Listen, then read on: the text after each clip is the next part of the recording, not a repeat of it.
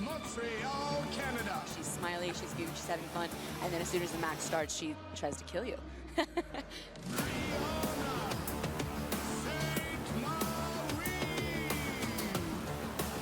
her opponent, training out of Modesto, California, Elisabeth Clay.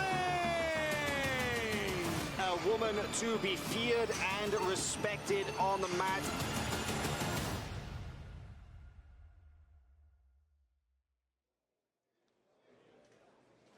Fans, this next match is for the featherweight title.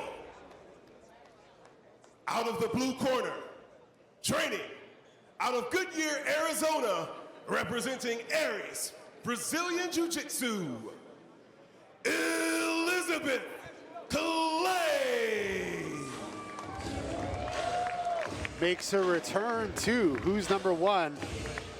3-3 in Who's Number One matches.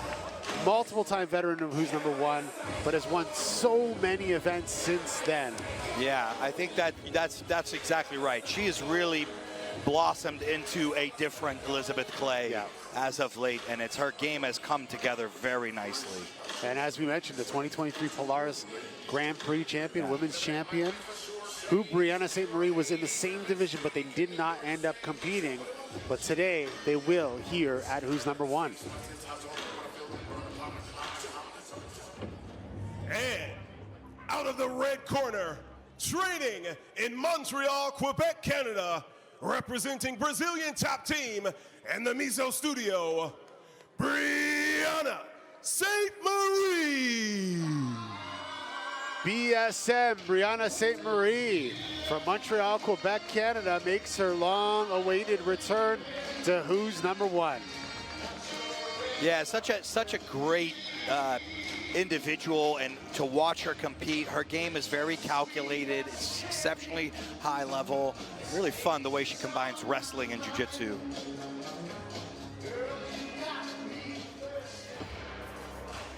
All right, we're gonna take a look at this featherweight tail of the tape.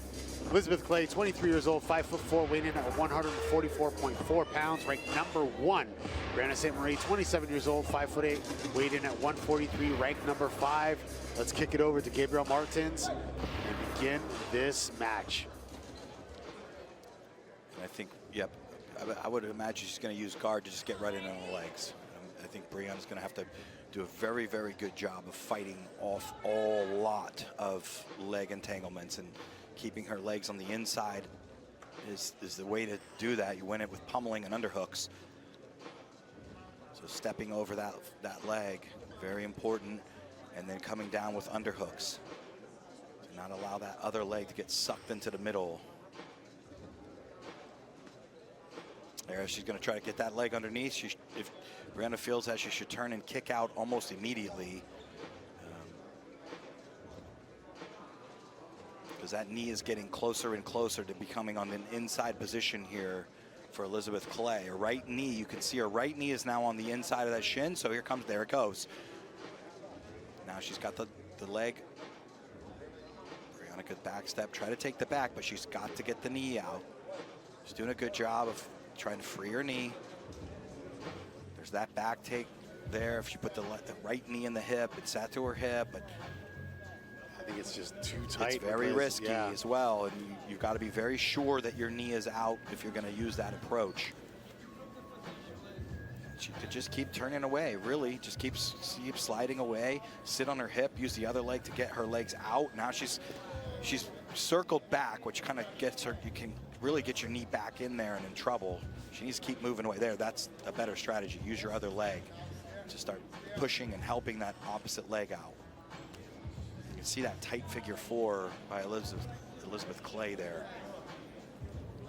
It's been 5 years since these athletes competed against each other. They've fought in countless events in the same division, but just never ended up facing off against each other. And as we both said, they've changed their games. They've won so many events since the last time they fought. So this is one of the most sought after matches in women's submission grappling right now. I was so happy that we were able to make this, and it definitely is living up to what we thought it would be. Elisabeth Clay attacking the legs right from the get-go. Brianna Ste-Marie doing a great job of defending. Yeah, she got her leg out of there, but she's got to be careful of this. There's most likely a false reap will be coming over the top. So legs got to stay on the inside or kick out, or we need really solid underhooks. And Clay needs to do the opposite. She did a very nice leg entry in there and took her time. She did a really good job of taking her time, staying sticky on the leg.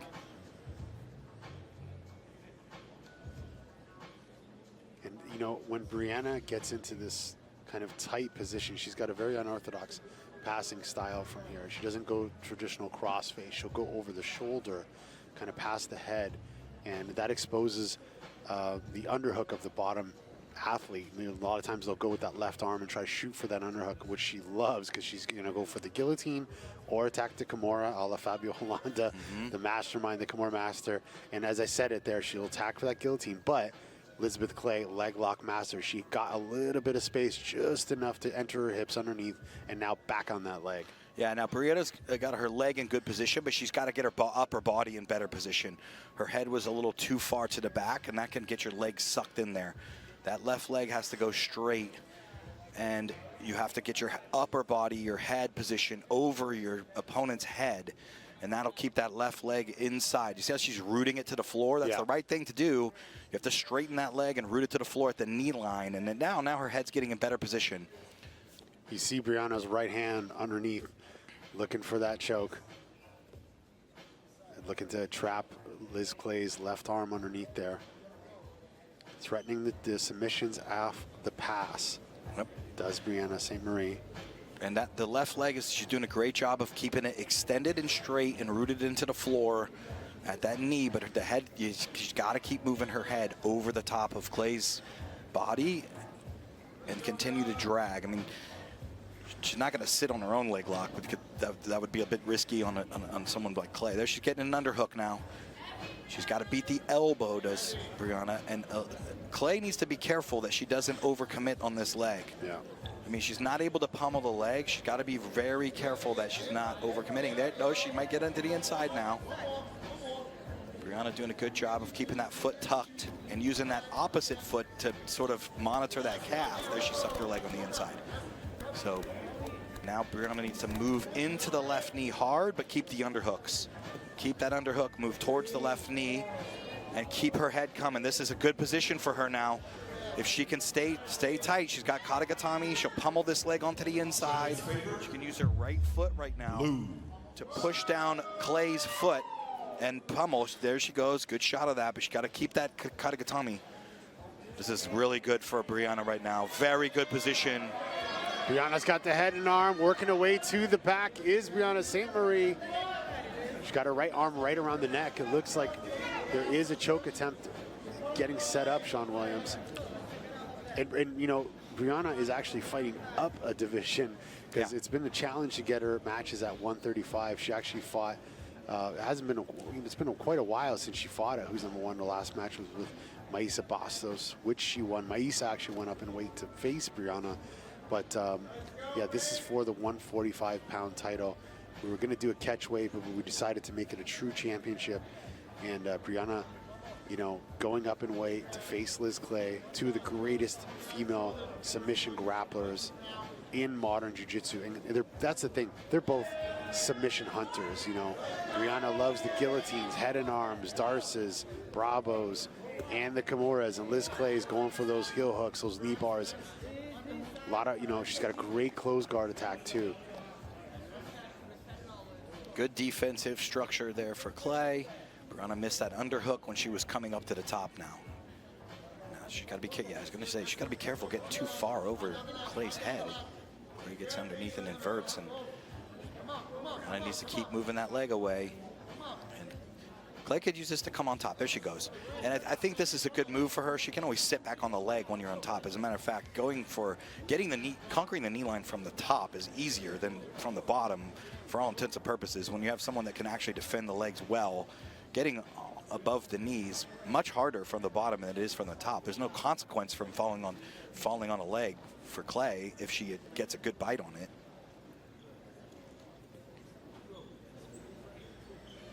No consequences for points, I should clarify, because I mean the only consequence is you could bring your training partner onto the top if it fails, but Liz now looking for that pass attempt on Brianna. The intensity on Elisabeth Clay here. Yeah. Looks like she's trying to dominate the top arm down for potentially the Dar's strangle. There it is. Yeah. Yep. And she's got to watch her legs here. We don't see it right now, but Brianna loves to hit that John Wayne sweep. It's right here. That's you know, her leg is not necessarily in the right position for it, but the angle and positioning of her body is correct. But yeah, Liz obviously knowing that, she's got to be careful here. Now Brianna taking the opportunity to attack the arm, but we'll see what Brianna does from this position. And she really does the John Wayne sweep to teeter, to make her opponent post with the left hand. She'll go for the back, yeah, or use it to fully sweep. She's really good at that position. Yeah, it's all about that right wrist of Clay. If that right arm gets busy there, Brianna wraps that up. That's where that John Wayne can come out of nowhere, and it can move you for an underhook, as you mentioned. It can absolutely off balance you. Why do they call it the John Wayne? I named it that. That's why. And why? Because it looks like you're rolling around in a cowboy fight. That's essentially it. You know, it looks like the sweep should never work. It's so easy. It just looks like you're rolling around in the dirt mats, but it just doesn't look like it should work at all. But it's one of the best sweeps in jiu-jitsu as far as efficiency goes, and it's really difficult to stop if it's when you get the timing right. And we've seen Brianna do it so many times. If you want to check out a breakdown on YouTube, Marcelo Mafra, Ben Henderson, that Sean Williams broke down. It's a great video that explains that position. Yeah, it's just a great, very versatile position. Underhook, sweeps, back takes. So let's see if she can get this arm around the head. If that's the case, she can sit up into this octopus style guard. But so a lot of things have changed in this position, in this match. You know, Brianna was sort of positionally dominant somewhat, and Liz was attacking a lot of the submissions. Now Liz, you know, on top and really trying to dominate positionally, trying to pass, trying to, you know, look at that crossface, just tons of pressure. So Liz is definitely in control in this match, and I feel like she's got the momentum to possibly win. Yeah, and she did it with a leg attack. Interesting judge's favor for the red for Brianna Ste-Marie. Maybe the timing of when they decided, but it's been a gritty match nonetheless.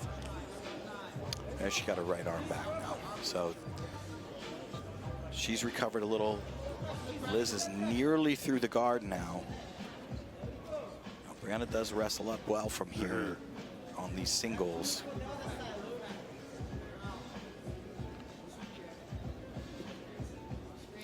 Brianna Ste-Marie had an amazing run, back-to-back ADCC trials. I believe winning almost all matches by submission in 2021, 22. IBJJF World Champion No-Gi 2022. And Liz Clay, you know, multiple-time World No-Gi champ, World Pan No-Gi champ. See if Elisabeth Clay just drops her left shoulder and opens that right knee. Yep, there it is. That you can pass this guard pretty easy from here.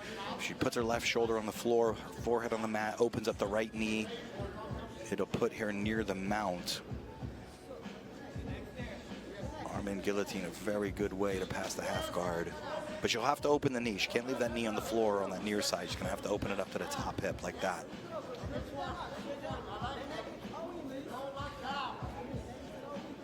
There's the shoulder on the floor. That's one of the key elements there. When you put the shoulder and the head on the floor, it really drives your right knee up to that top hip. You can really open up your right knee. Hard to hold the knee line when you're on the bottom when someone puts their head and shoulder on the floor because they come so far forward. Less than 3 minutes left in this match. And Liz Clay has been very dominant these last few minutes. Yeah. And, you know, it's like we're seeing a kind of like a new Liz Clay. Liz Clay really known for just going after submission. She's much more mature. She's showing her experience, and you know, she is one of, if not the best female submission grappler in the world today. She, as we mentioned, she won that stacked Polaris Grand Prix recently, which Brianna was in. Had some huge names in that division. So it's no surprise on how well she's doing in this match. Yeah, I feel like her game has really come together nicely lately. Again, looking for the dart. Brianna's got a nice angle on the knee there, so if she can get her, she can go tap that far ankle, but there now she lost that angle. And the thing with Brianna sometimes is, we've seen this at ADCC where she looks like her guard's about to be passed. She looks like she's about to get choked from this position. She'll end up just staying in it to the bitter end, and then she sometimes ends up getting on top with the sweep. So she's very tough from this position, not afraid to get her face smashed, you know, in the process. Not a favorite thing to do, but kind of goes with the territory, unfortunately, in half guard. Yeah, this is a good position here again. That right knee needs there's the right knee is on the top hip. It's so much better for an arm-in guillotine situation, because even if you get flipped over backwards, you just immediately can Sumigeshi back to the top.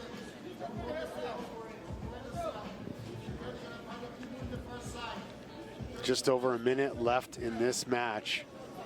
Brianna Ste-Marie and Elisabeth Clay for the 145-pound Who's Number One championship title. This is Who's Number 120 Night of Champions. And Liz Clay on another attack there. She's got a nice little bite, bringing her arm up. And Brianna trying to use that opportunity to sweep, but Liz Clay, she looks like she's got that neck. Saw Brianna with the thumbs up, so she's okay.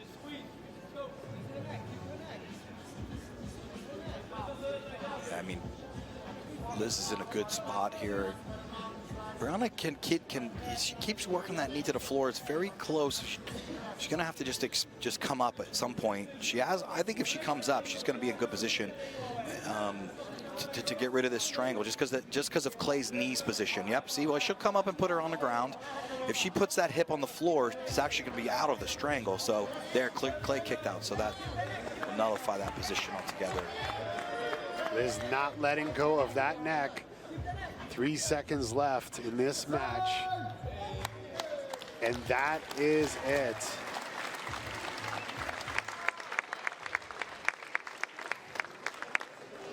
Very tough match. Yeah. Very tough match. We saw Liz Clay with the earlier submission attempts. Brianna trying to dominate positionally. Let's take a look at the replay. Yeah, this match has been a long time coming. Yeah. And I'm glad that it was here on the Night of Champions. It truly deserved to be. Saw earlier sweep attempts and leg entanglement attempts from Liz Clay. Pass attempts by Brianna Ste-Marie. Almost got to that head and arm, possibly almost to the back, but Liz's experience just being shown once again. She's able to recover guard.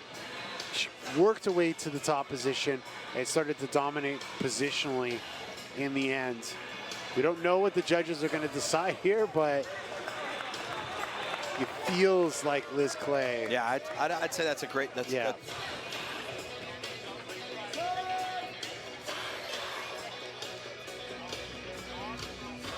Very even contest.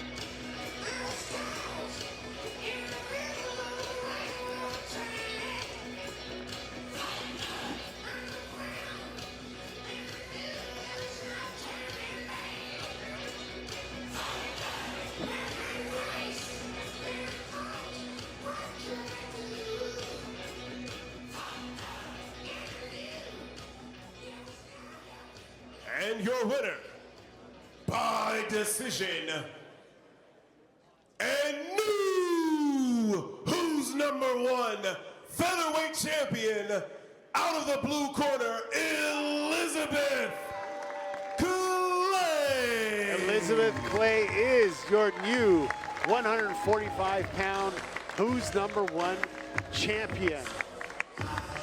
Very tough match against a very, very tough opponent. Shanji Ribeiro, the legend, putting the strap on Liz Clay here in Houston, Texas. Liz Clay has had a phenomenal year. Elisabeth Clay, our new champion here. You've had some amazing fights on the Who's Number One stage over time, but this belt looks good. Tell us how it feels to finally have it. It feels great. You know, this is my second time fighting for one of the belts. The other one, I believe, was heavyweight, which, if you can't tell, I'm slightly small for that. You know, I didn't get the belt that time, but it's always great to be out here on the stage, and it's even better to come out here with the belt. But I think the biggest thing is, you know, having a great opponent. It's better having that versus, you know, if you win a belt or something and it's not a good match. So I'm happy more so to have a good fight. Yeah, Brianna, Ste-Marie, you guys have had matches, but a long time ago at Purple Belt, and I believe she was the winner of that match. Is that right? So how does it feel to get that win over an ADCC silver medalist, one of the best women in the world? She's a great opponent. I don't think the titles really matter. Like, me winning doesn't take away from what she's done, and it's the same. But when you talk about stuff from Purple that's 5 years ago, wins or not, because I've had wins there, I don't think they necessarily count unless you've done it at every single belt. I mean, they count, but it's a little bit different, and I think any athlete would agree with that. So now that you have the belt, okay, you have the first belt here on the Who's Number One stage, is there anybody in particular you'd like to come up with and have another match against in the future? Not really. Anybody, you know, 145 that's put into the work to earn the shot. Awesome. Let's hear it one more time for Elisabeth Clay. Congratulations to our new champion.